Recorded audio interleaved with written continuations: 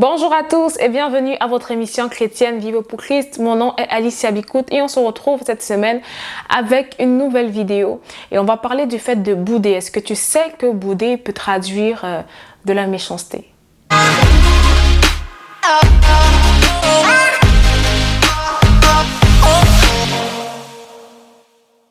Nous sommes dans la rubrique Seigneur, sonde de mon cœur. Je vous le dis, le cœur en fait va être la plateforme en fait par laquelle beaucoup de choses en fait vont surgir. Je vais commencer par définir le fait de bouder. Bouder, c'est marquer du dépit, de la mauvaise humeur par une attitude renfrognée par son silence. Montrer son mécontentement, son indifférence à l'égard de quelqu'un en l'évitant. Dans la vie de tous les jours, je sais, tu as dû déjà avoir une copine, un copain qui te boude, qui te fait de la tête. Et parfois, en fait, c'est quelque chose de rigolo. Parfois, c'est passager. C'est juste pendant 2 minutes, juste pour justement... Parce que la personne, justement, voulait te montrer son mécontentement vis-à-vis d'une situation. Mais parfois, bouder veut aussi traduire de la méchanceté. Qu'est-ce que j'entends ici quand je dis que bouder peut traduire de la méchanceté? Parce que j'ai remarqué personnellement, et ça c'est mon point de vue, que lorsque les personnes boudent, en fait, c'est qu'ils veulent que tu te sentes mal. Généralement, lorsqu'une personne te boude et lorsqu'elle te boude sérieusement, c'est qu'elle veut que tu remarques en fait qu'elle est indifférente à ce que tu fais, elle veut te faire mal, consciemment ou inconsciemment en fait. Son but c'est que tu ressentes en fait sa douleur. Son but en fait c'est que tu sentes mal à l'aise, même si elle n'en a pas conscience. Son but en fait c'est de te mettre dans cette position où ok, tu m'as fait ça, il faut également que tu vois en fait ce que ça fait en fait. Il faut que tu sentes ce que ça fait, il faut que tu ressentes ce que je ressens. Je vais prendre un exemple concret. Disons que c'était ton anniversaire et voilà, ton ami ou bien ton copain a oublié ton anniversaire. Et tu dis que voilà, tu parles plus à cette personne, tu réponds plus à cette personne, tout simplement parce qu'elle a oublié ton anniversaire.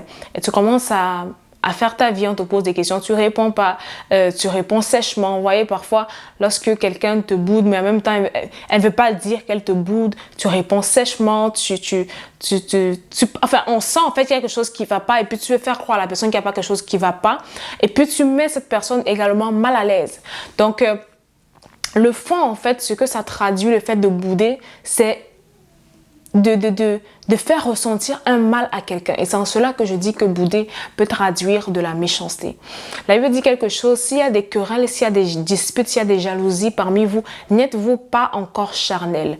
Vous savez, lorsqu'on grandit en esprit, lorsqu'on grandit dans notre stature d'enfant de Dieu, on comprend qu'il faut préférer la communication au fait de bouder. Pourquoi? Parce que bouder également, c'est un moment pendant lequel, en fait, Satan va te faire comprendre, croire beaucoup de choses. Si vous remarquez bien, lorsqu'on boude, bon, pas tout le monde, mais la plupart des gens, lorsque vous boudez, vous commencez à vous faire des films. Pourquoi est-ce qu'elle a oublié mon anniversaire? Est-ce que parce que bon, je suis pas important dans sa vie? Est-ce que il y a tellement de choses en fait qui commencent à défiler dans votre tête. Satan permet en fait ce moment où vous êtes en train de vous dire que vous êtes fâché pour vous lancer beaucoup d'idées par rapport à cette personne-là. C'est pourquoi je dis, au lieu de vous laisser engrainer dans cette dans ce mal que moi je considère comme un mal, il faut préférer la communication.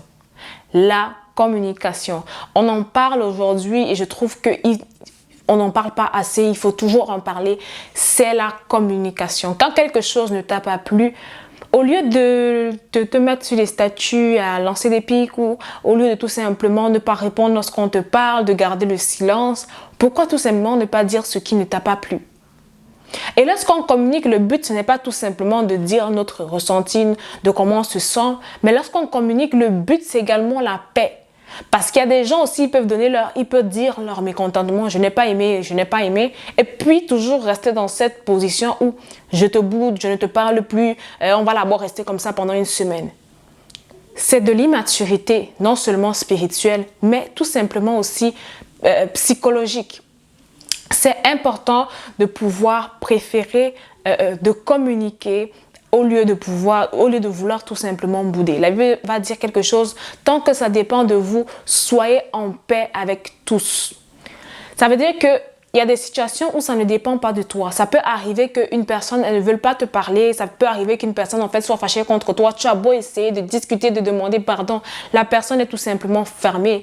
Mais lorsque ça dépend de toi, que ça veut dire que la personne a fait des efforts et toi, en fait, de ton côté, tu es en train de te dire, je retiens, je suis encore fâchée, je ne suis pas encore contente. La Bible dit que tu dois rechercher la paix lorsque ça dépend de toi. Donc, est-ce que cette situation dépend de toi? Si oui, qu'est-ce que tu fais? J'ai parlé la dernière fois des relations toxiques. Et une des choses, en fait, qu'on remarque également dans des relations toxiques, c'est justement cette chose-là, de bouder, de quelque part manipuler l'autre par notre comportement, de quelque part manipuler l'autre par nos réactions. Et ça, c'est quelque chose qu'on remarque généralement dans les relations avec les filles ou bien dans les relations amoureuses, parce que c'est généralement les filles qui boudent. Pas pour dire que les garçons ne boudent pas, il y a aussi des garçons qui boudent. Mais généralement, les filles, même dans leurs relations amicales, tu vas remarquer ce genre de choses. Elles te boudent, elles ne te parlent pas. Du jour au lendemain, tu as l'impression que cette personne, elle est bipolaire. Qu'elle change de comportement, elle s'est réveillée heureuse aujourd'hui, et elle s'est couchée le soir fâchée. Pour quelle raison? We don't know. On doit choisir la communication au devant, en fait. Premièrement, le fait de communiquer. C'est cette histoire de quelque chose m'a déplu, je me renferme, j'accumule, comme on dit souvent chez nous au Cameroun, je plie le petit doigt. Ce n'est pas biblique. Ce n'est pas comme ça qu'un enfant de Dieu agit. Lorsque quelque chose ne t'a pas plu, lorsque tu n'as pas aimé quelque chose, préfère la communication parce que ça peut te détruire une belle relation, ça peut te détruire un beau mariage.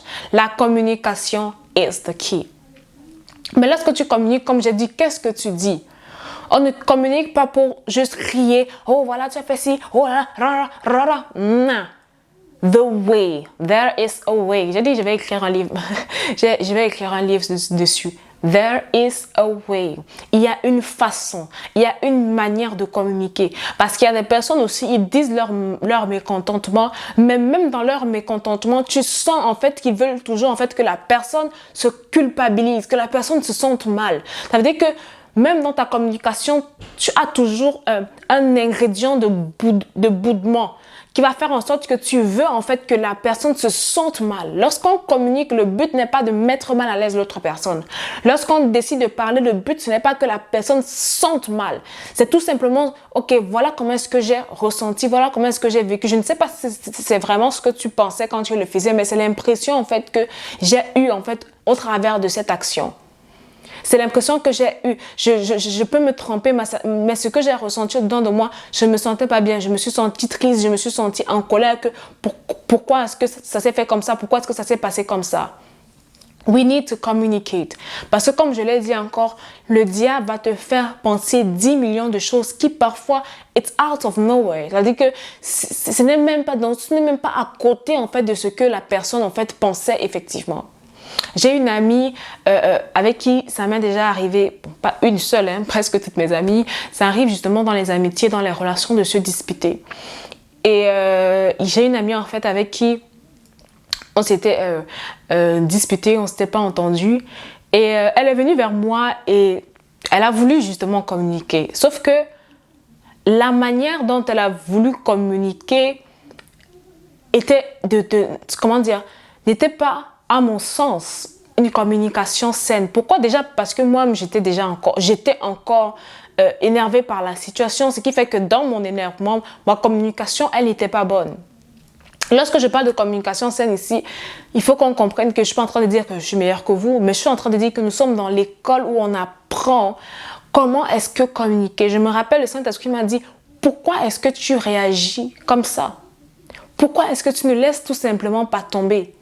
Vous savez, ce n'est pas toutes les situations où il faut qu'on s'explique du début jusqu'à la fin. Voilà, tu aurais dû... Non, parfois, you just need to let it go. Parfois, tu as juste besoin de laisser l'histoire tomber. On n'a pas besoin de revenir sur l'histoire, entrer dans les moindres détails. Il y a des situations, oui, c'est important en fait qu'on comprenne pourquoi la personne s'est sentie comme ça pour pouvoir également améliorer la relation, pour améliorer nos actions. Mais aussi des situations, c'est pas obligé que vous entriez de long en large parce que dans une communication, ce n'est pas le plus important, c'est pas qui a eu tort et qui a eu raison. Le plus important, c'est la paix. Comment est-ce qu'on peut arriver à avoir la paix? C'est notre objectif, pas une paix hypocrite dans laquelle tu dis j'ai pardonné, mais tu continues d'avoir du ressentiment, tu continues de bouder justement. Mais une paix réelle dans laquelle tu as justement complètement pardonné et tu es capable d'aimer de nouveau cette personne de la manière la plus saine et la manière la plus pure qu'il existe. Je disais ça dernièrement à une amie, l'amour ce n'est pas un sentiment. Love is not a feeling. Love is a decision. L'amour, c'est une décision. La Bible nous dit dans 1 Corinthiens 13 que l'amour est passion. Il y a beaucoup d'entre nous ici, on a dit, on aime, j'aime mon ami, moi je l'aime plus aujourd'hui, elle m'a fait ci, elle m'a fait ça. Est-ce que tu as été patient? Alors pourquoi est-ce que je dis que tu aimes? Tu as dit, ok, tu aimes cet ami. La Bible dit, l'amour ne soupçonne pas le mal. Toi, tu as déjà fait les scénarios. Elle a dû agir comme ça parce que tu as déjà tellement fait les scénarios dans ta tête. Et tu dis que tu aimes cette personne. L'amour, c'est pas quelque chose de superficiel. C'est pas un feeling. Est-ce que ce que toi, tu appelles amour est en accord avec ce que Dieu appelle l'amour? Comment est-ce qu'il décrit l'amour? Parce que comme je l'ai dit encore, le cœur, c'est la plateforme. Et la Bible dit que c'est de l'abondance du cœur que la bouche parle. Si tu dis que tu aimes quelqu'un dans ton cœur, les mots qui sortent de ta bouche doivent aller en droite lignée avec ça. Et comme j'ai dit, l'amour ici n'est pas un feeling. Ok, je suis avec ma copine, on allait faire du shopping, waouh. Et puis le jour où vous vous disputez, je ne l'aime plus. Mais comment est-ce que tu peux dire que tu aimes cette personne? Alors c'est un peu ça. Je nous encourage véritablement à avoir cet élan de cœur, de choisir la paix, de choisir la communication saine et pure, parce que c'est ça aussi qui caractérise des relations saines. On a parlé des relations toxiques. Les relations saines sont justement caractérisées par un respect mutuel et également par une communication saine. Je nous encourage à développer des communications saines dans lesquelles on va justement pouvoir laisser l'amour de Dieu, pas notre amour comme le monde nous a appris à aimer, qui n'est pas l'amour que Dieu en fait considère comme étant l'amour. Mais là où on va laisser l'amour de Dieu justement gérer, régler nos relations, être le régulateur, c'est ça que je cherchais. L'amour de Dieu, être le régulateur de nos relations. La Bible va dire, aimez-vous ardemment. L'amour ardent couvre une multitude de fautes. Il y a des fois où il faut tout simplement couvrir. Il y a des fois où ce n'est pas important de trop comprendre le pourquoi du comment. Et là, ici, je contextualise ce que je suis en train de dire. C'est vraiment dans des relations saines. C'est-à-dire que c'est pas dans des relations où une personne te bat, où elle te parle mal et tu veux essayer de couvrir ses fautes par l'amour. Non. Il y a ce genre de personnes, tu dois les aimer à distance. Mais moi, je parle ici des relations qui sont quand même plus ou moins normales, juste qu'il y a des personnes qui ont encore des problèmes d'égoïsme, d'orgueil. Oui. De pouvoir travailler ces choses, comme j'ai dit, afin de pouvoir produire à ton prochain, à ton frère, ta soeur, la personne qui est devant toi, vraiment la paix.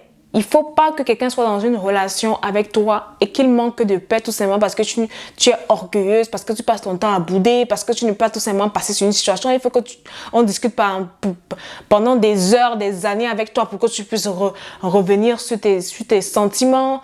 Guys, that's not love. Et vous pouvez devenir toxique si c'est que vous réagissez comme ça. Vous pouvez devenir très, très, très toxique pour votre entourage. Donc, je nous encourage à nous aimer comme Dieu nous appelle à aimer, à refuser de bouder. Refuse de bouder. Je sais que parfois, c'est plus fort que nous, surtout nous les femmes. Mais refuse de bouder. Choisis de communiquer. Ça ne sert à rien de rester dans ton coin là-bas. Alors que tu peux tout simplement dire ce qui ne va pas et arranger tout simplement une situation. Donc, c'était ça mon message d'aujourd'hui. J'espère que ça t'encourage, que ça nous encourage à vouloir aimer les uns, à vouloir s'aimer davantage les uns les autres comme Dieu nous appelle à aimer. On se retrouve la semaine prochaine pour une nouvelle vidéo, pour un nouveau thème, une nouvelle thématique. D'ici à la prochaine fois, je te dis que Dieu te bénisse et bonne semaine à toi.